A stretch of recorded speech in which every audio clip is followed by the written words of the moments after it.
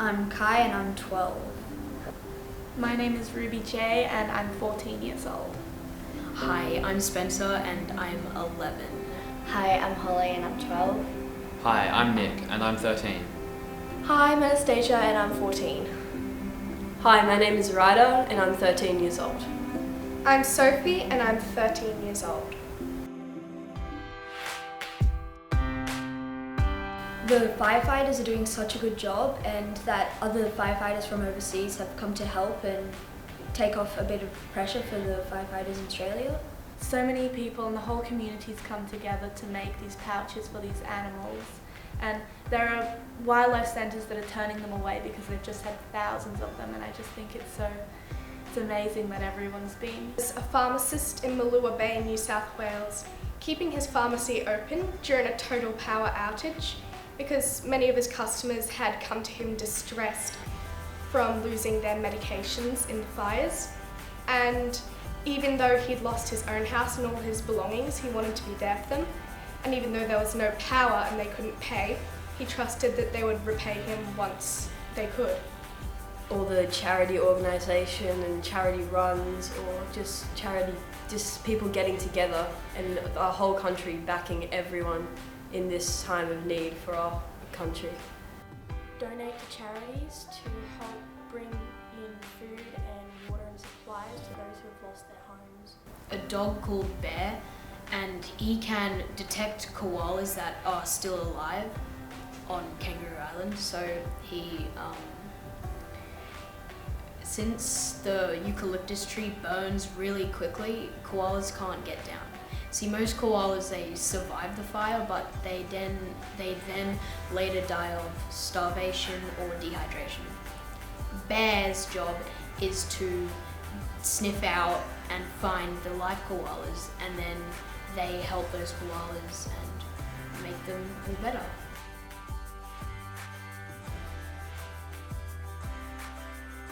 Our Prime Minister, he went up to a volunteer firefighter and he grabbed the man's hand and shook it when he said to him, "I don't want to shake your hand." He did the same to a woman when she started questioning him and asking for some more support, he turned his back and walked away from her. How'd that make you feel? That made me very angry and sad that he just thinks that he can just do that it doesn't matter. Well, what's made me feel emotional is the way that all these people have lost their homes, and there's over 500 million animals that have been affected by this and they've died. They're losing their homes, friends and family even. Many people have been really badly affected, and especially the animals, and they're losing their homes and where they grew up even.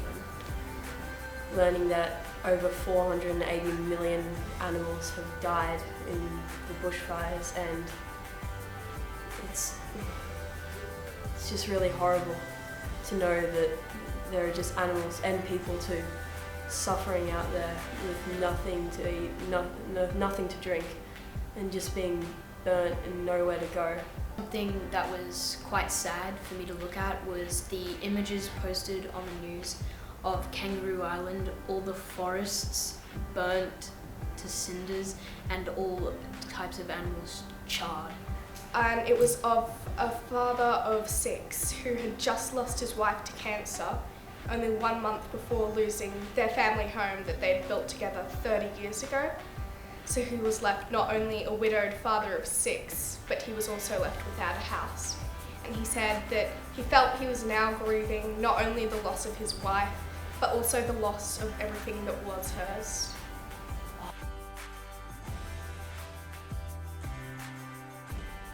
I do believe in climate change. I do believe that we are emitting stuff into the air, toxins and all that. That's heating our earth, melting the ice caps. My biggest concern is that a lot of the animals will be almost extinct or extinct, and I'm also concerned that that's slowly going to come into us. Even in Australia, where this sort of thing, it would never affect it. You'd never think that it could affect us in such a big way, but the entire country's on fire. And just think about all the developing countries that have floods and natural disasters, and people all over the world are losing their homes, and wildlife is and animals are being so severely affected, and I just think it's something that it just makes me really mad. Well, about climate change, I believe in climate change, how it's about all the greenhouse gases that we're using from our cars and planes, and I believe that it can be stopped or at least slowed down.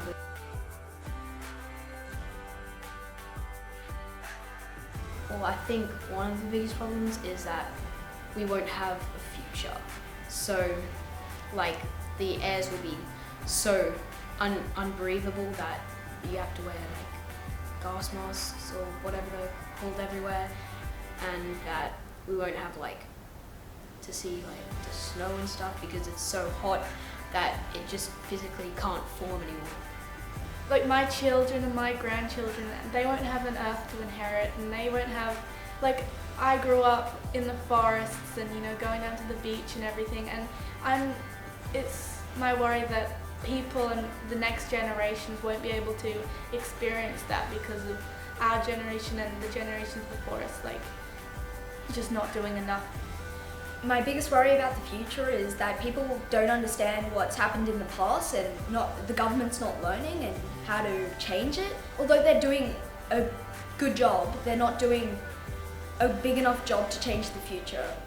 I'm concerned about that we might not survive what might be coming if there's something bigger that might happen, because of the pollution and what everyone is doing. As much concern as there is, I feel relieved to see how many people in my generation are getting involved and trying to make their opinions heard, and this is the most important thing we have to do at this point. Future generations won't be able to experience the sort of things that me and my generation and the generations before us have experienced because it'll just be gone. Well, because I'm still young and I have the rest of my life to live out, and I don't want to be living it in a horrible world where it's gonna eventually just become inhabitable. That's really scary. Thinking that your kids from or whatever might not know what a polar bear or a penguin or any of those sort of land creatures are.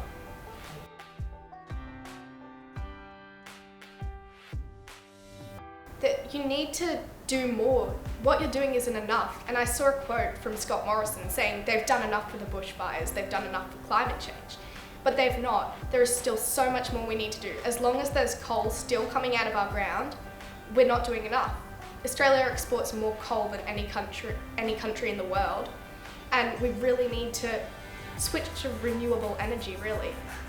Well, politicians and governments and all that, they have the money to make change, but they just don't seem to care or, well, tune in to these events that news reporters, media and everything is blowing up in everyone's faces about, because they just don't seem to care much. I think they're trying to say brave in a sense, that they're also scared of what might happen. Well, my message is really short. It's just listen to the science. It's already there. It's already there are solutions. There's planting trees. There are policies where, like, for example, England, they've reduced their emissions to like 3%. It's completely doable. The message that I would send to the politicians and everyone that thinks climate change isn't affecting our day-to-day life is just take a look at what's happening around the world. That it's happening and we have to stick together and we have to get through it all together. It can't just be one person raising money or a few people raising money. All the politicians, just everyone in the world, we have to get behind climate change and just stop it or slow it down. Look, climate change is a thing. Please be aware that the Earth and its temperature is changing, animals are going extinct, and you need to help.